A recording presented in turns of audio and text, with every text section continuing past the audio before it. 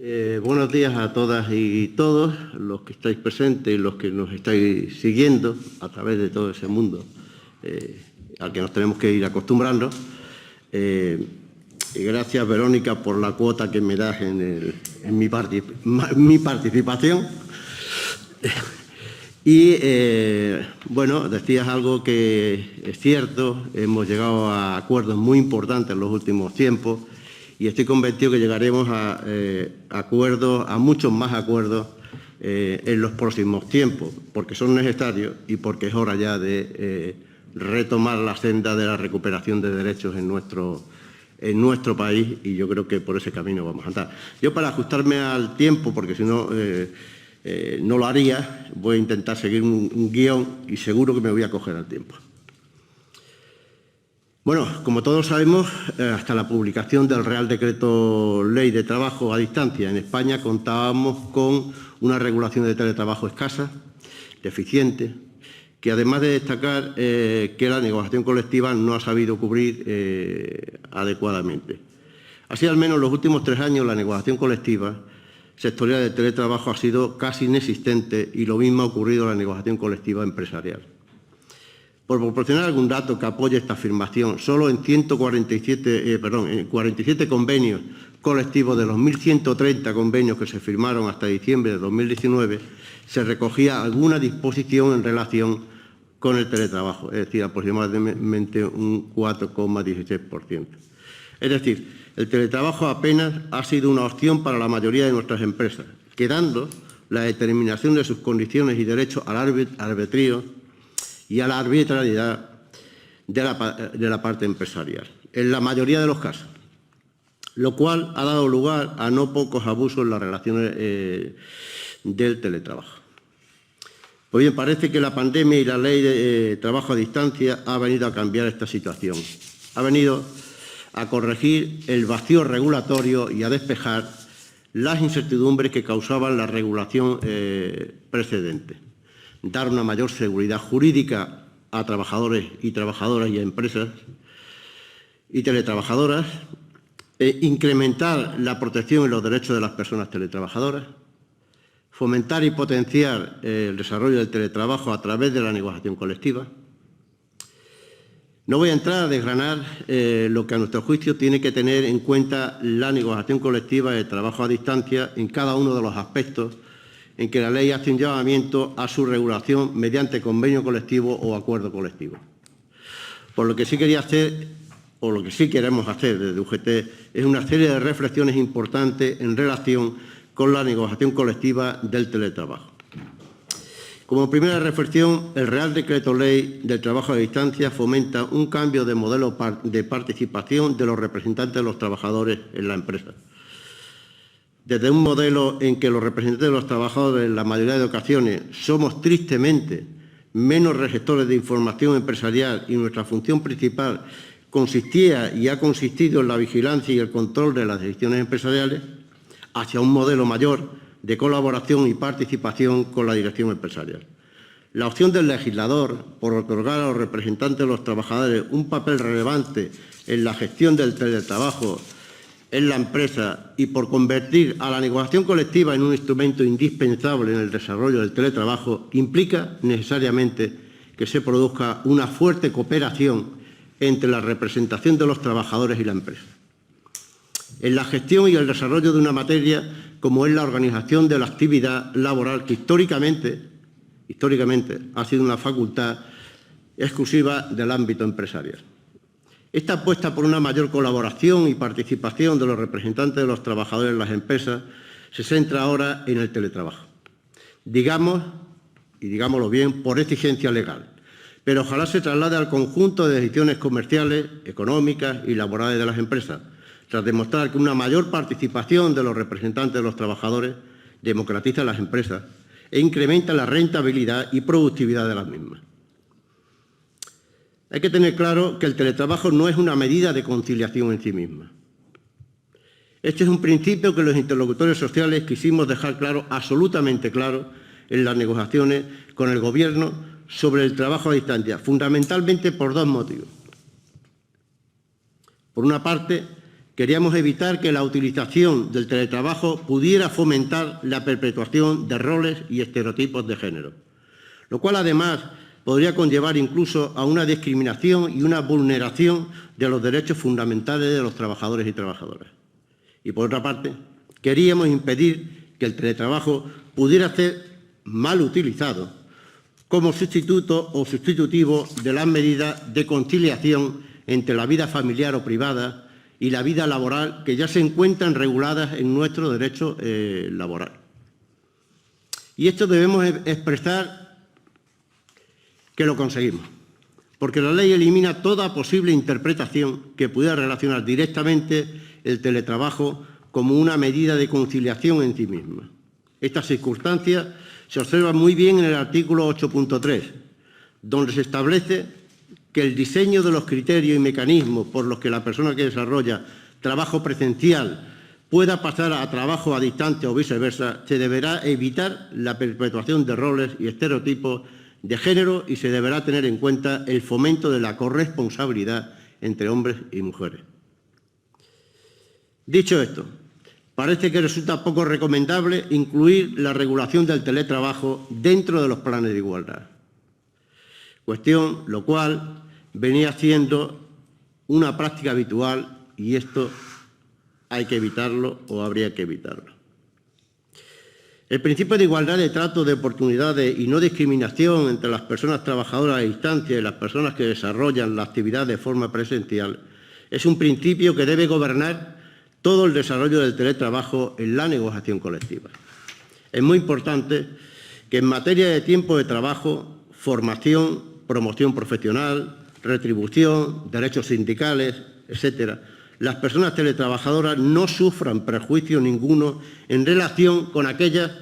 que trabajan de forma presencial. Por ejemplo, en materia de tiempo de trabajo, debe tenerse presente que el teletrabajo deberá regirse por las mismas reglas sobre el tiempo de trabajo, tiempo de descanso y límites en materia de jornada que establezca el convenio colectivo de aplicación o, en su defecto, el Estatuto de los Trabajadores para la prestación presencial. En materia de retribución, debe tenerse en cuenta que las personas teletrabajadoras no podrán ver alterados su salario ni los complementos salariales que no estén directamente relacionados con el desempeño del trabajo de forma presencial. El principio de voluntariedad es otro de los principios que debe presidir el desarrollo del teletrabajo en la negociación colectiva. En el acceso del teletrabajo, al igual que esta forma de desempeñar la actividad laboral, no se puede imponer al trabajador por vía de la negociación colectiva, modificación sustancial de las condiciones de trabajo, tampoco se puede imponer por la vía de la negociación colectiva. En relación a la modificación de las condiciones pactadas en el acuerdo de trabajo a distancia, la negociación colectiva no puede permitir la modificación o la variación de las condiciones pactadas en el acuerdo de trabajo a distancia. Sin el acuerdo o la voluntad individual de empresa y persona trabajadora. Por ejemplo, la negociación colectiva no puede permitir que la empresa varíe de forma unilateral el tiempo de trabajo acordado en el acuerdo de trabajo a distancia, basándose, por ejemplo, en sus necesidades organizativas.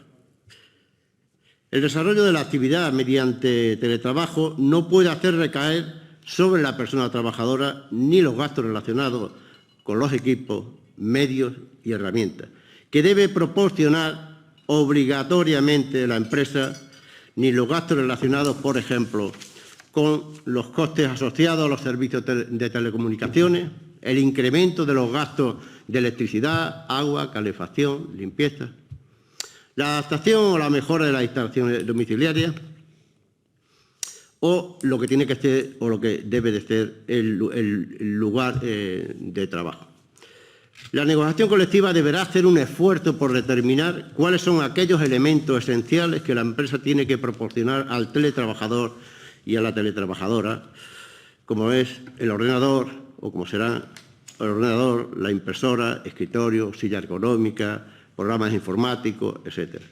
También deberá hacer un esfuerzo por establecer la forma en que la empresa va a realizar la compensación o el abono de los gastos derivados de realizar la actividad laboral por medio del teletrabajo que puede ser, por ejemplo, mediante,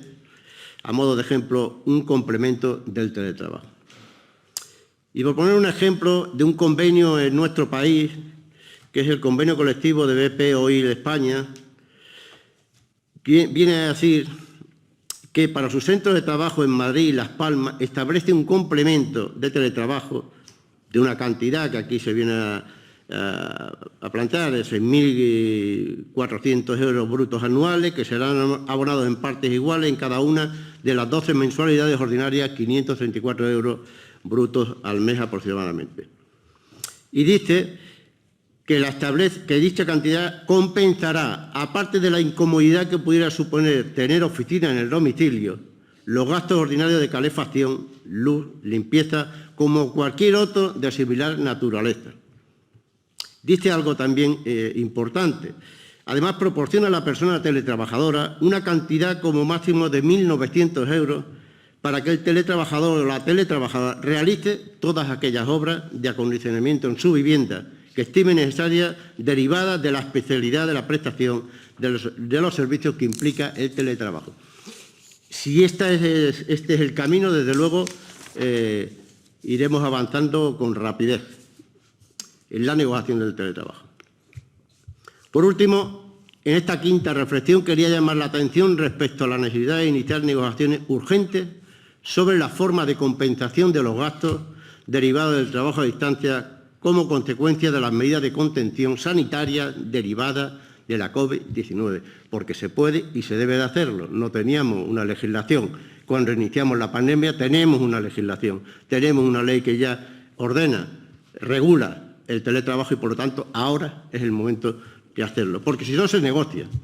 si no se llega a un acuerdo al respecto, las personas que prestan su actividad laboral mediante el teletrabajo como consecuencia de la pandemia del COVID-19 no tendrán derecho a ser compensadas por los gastos derivados del teletrabajo. Será fundamental que a través de la negociación colectiva se desarrollen medidas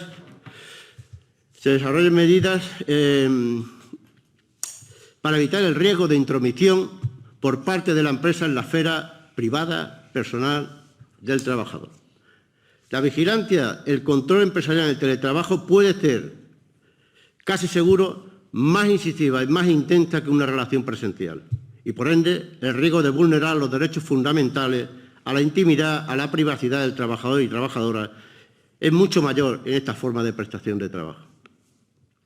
Consideramos que la negociación colectiva sectorial, los convenios sectoriales, son el ámbito más adecuado para desarrollar y adaptar la regulación legal del teletrabajo a las características propias de cada sector productivo, de forma homogénea, equilibrada y garantista, tanto para empresas como para los trabajadores y trabajadoras. Por ello, desde los sindicatos, desde las organizaciones sindicales, hemos propuesto a las organizaciones empresariales que nos podamos reunir lo antes posible para marcar criterios, orientaciones compartidas para el desarrollo del teletrabajo en la negociación colectiva, porque si no lo hacemos desde esa perspectiva, seguramente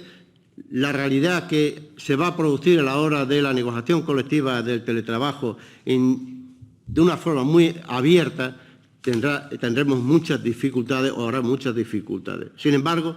querría resaltar que aunque apostemos por la negociación colectiva sectorial, sabéis qué situación tenemos. Tenemos una situación que tiene que ver con una reforma laboral del año 2012, que tiene que ver con la prioridad aplicativa del convenio de empresa, que esperamos que el siguiente paso que dé el Gobierno sea precisamente abordar la reforma laboral, la derogación de aquellos aspectos de la reforma laboral que realmente pueden impedir, como en este caso, cuando hablamos de la prioridad aplicativa del convenio de empresa, impida la negociación sectorial, porque de nada valdría trasladarlo a la negociación sectorial si continuamos con la prioridad aplicativa sin resolver de la reforma laboral. En definitiva, es incuestionable que el Real Decreto Ley de Trabajo a distancia supone un aumento importante en la seguridad jurídica, en la certidumbre y en los derechos de las personas trabajadoras a distancia y teletrabajadoras de nuestro país. Este gran esfuerzo que realiza la ley, por ejemplo, por evitar o minimizar los riesgos de teletrabajo, en especial aquellos que tienen que ver con la prolongación de la jornada laboral, la vulneración del derecho a la intimidad o la falta de separación entre la vida privada y la vida laboral, por incrementar los derechos de los teletrabajadores y teletrabajadoras, añadiendo el derecho a que la empresa les proporcione los equipamientos y las herramientas necesarias para el desarrollo del teletrabajo y el derecho a que la empresa les compense o abone los gastos relacionados con el teletrabajo. Este gran esfuerzo que ha llevado a nuestro país a tener una de las regulaciones legales de trabajo a distancia y del teletrabajo más avanzadas de Europa en materia de derechos de los trabajadores. No puede ser minimizado o disminuido por la negociación colectiva. Por eso es necesario que la negociación colectiva lleve a cabo un desarrollo de la ley de trabajo a distancia que refuerce, potencie incluso o avance y mejore la regulación legal. Esto creemos desde UGT que debe ser el objetivo de la negociación colectiva en la regulación del trabajo a distancia y del teletrabajo. Y creo que me he ajustado al tiempo. Gracias.